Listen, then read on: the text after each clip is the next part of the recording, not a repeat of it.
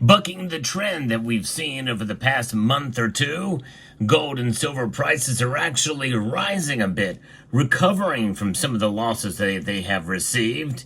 And this could be a sign of what's to come. I'm still bullish on both gold and silver, and I'll explain why in this video as we explore.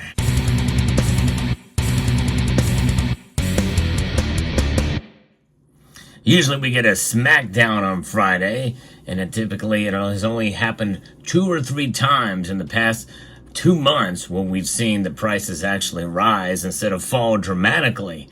And here we are right now, and the metals are actually up moments before the markets close, and this is what they're telling us now.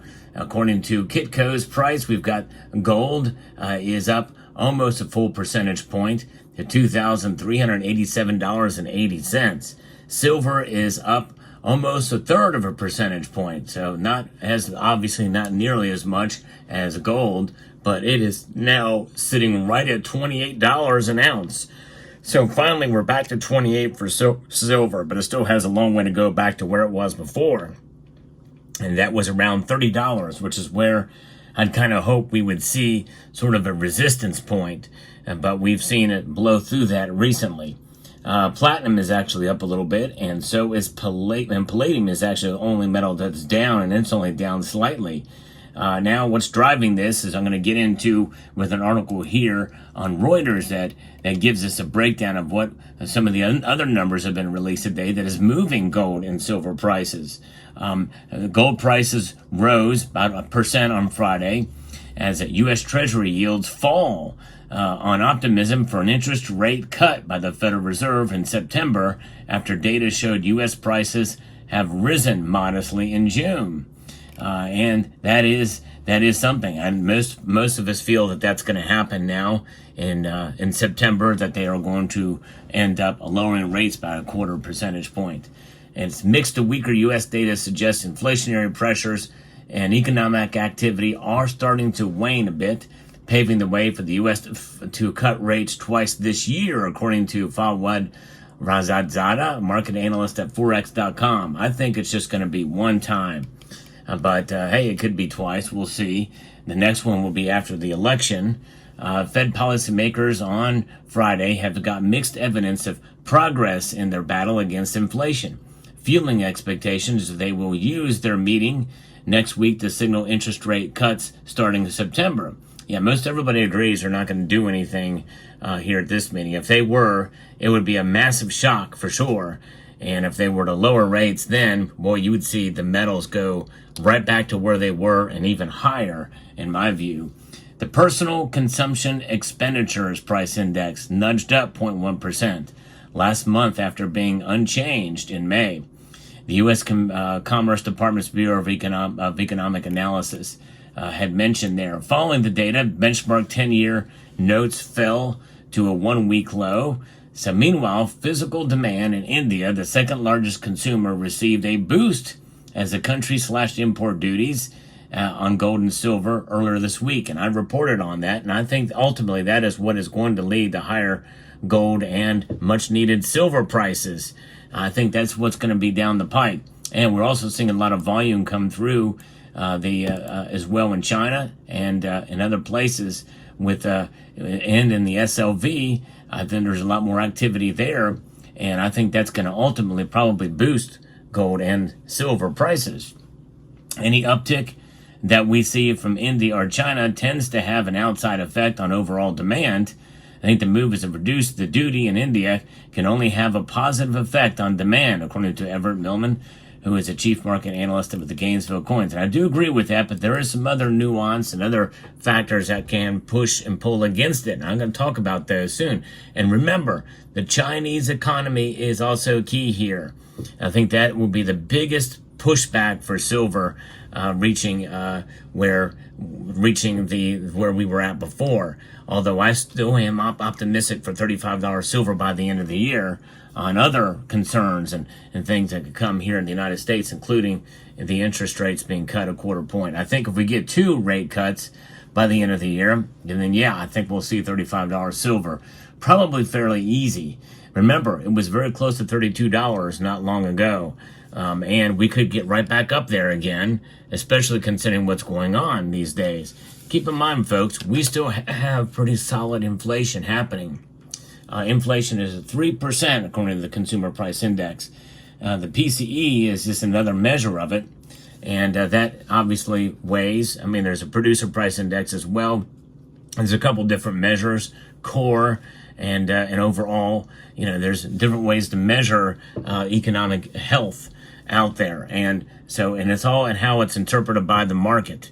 And the dollar index is one thing that's suffering right now because of now this, and the dollar is down today. So hence why gold and silver are up slightly.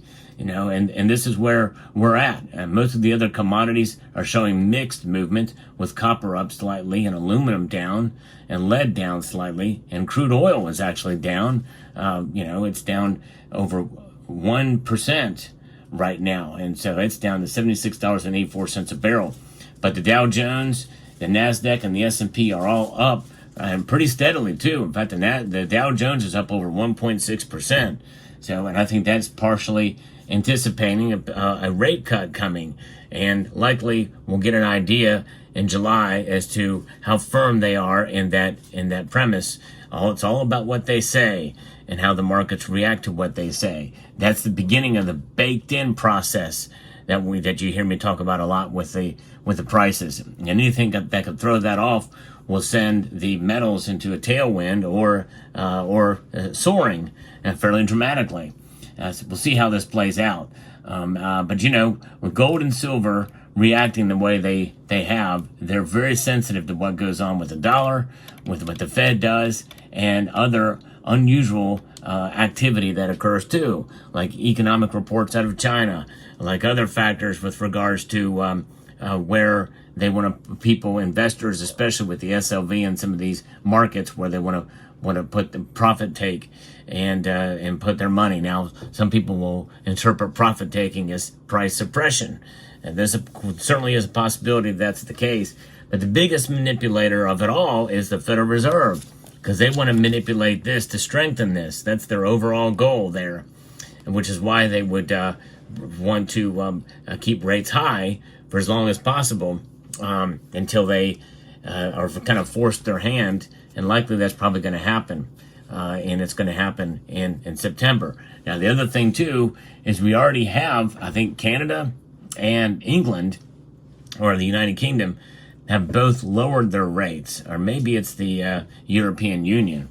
Once you see that happen, and you see more central banks do that kind of thing, I think Japan's already done it as well, too. I think they started doing that a while ago.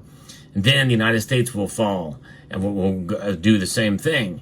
And then the strength of the dollar, compared to those other currencies, will still be intact, because they're following the leaders there with regards to that activity. And they also want to be the first to raise rates as well, too, so they can be at the forefront to strengthen up their currency as well.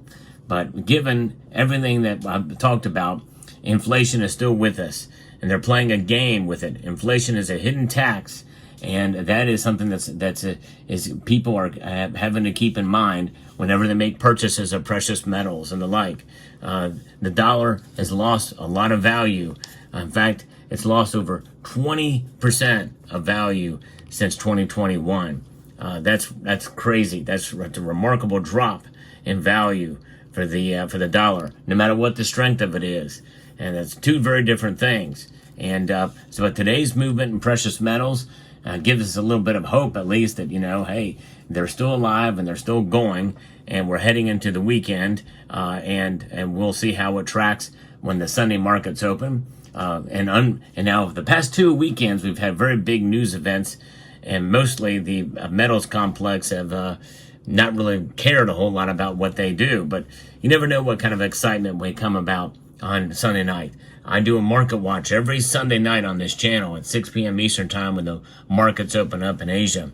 So hope you join me as we track the prices and see where they go. But yeah, it's pretty remarkable. Now, other things that to think about are domestic politics. Geopolitics will play a role, and any number of those things that could happen that are game changers could move the markets, or not.